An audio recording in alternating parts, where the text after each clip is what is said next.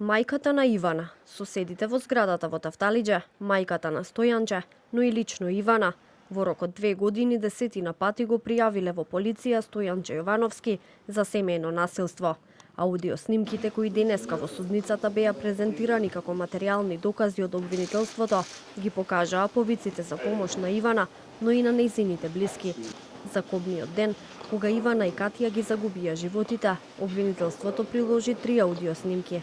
Првата снимка беше од телефонот на Ивана, која додека се расправаат со Стојанче повикала полиција и го оставила телефонот вклучен.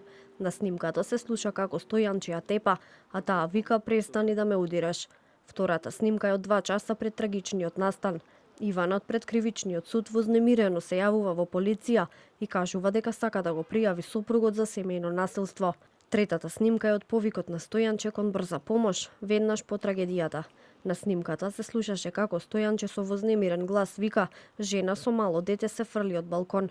Ве молам, мало дете."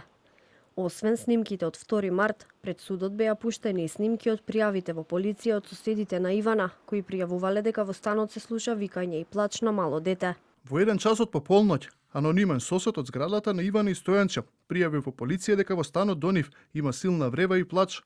Вели дека жената од станот дошла кај нив дома и им кажала дека сопругот ја тепа. Во 2025 година и мајката на Ивана, но и мајката на Стојанче го пријавиле Стојанче за насилство врз Ивана. На аудио материјалот од пријавата на мајката на Стојанче се слуша како таа на прашање од операторот што се случува таму, одговара дека има обид за убиство. Мажот ќе ја убие жената, а во позадина се слуша како Катија плаче и вика: "Тато ќе ја убие мама." Неколку месеци пред трагедијата, Ивана во ист ден 2 пати го пријавила Стојанче. Првиот пат дека не ја пушта да влезе во станот и вториот пат дека Стојанче во станот чува дрога. Операторот од 112 првиот пат ја советува да повика некој од куќниот совет за да ја отвори, а доколку не успее да се снајде и вели да повика пожарна. Ивана и во двата повици настојува да разговара со полицијата. Ивана му објаснува на операторот дека куќен совет нема клуч од нејзиниот стан и бара да биде поврзана со полиција.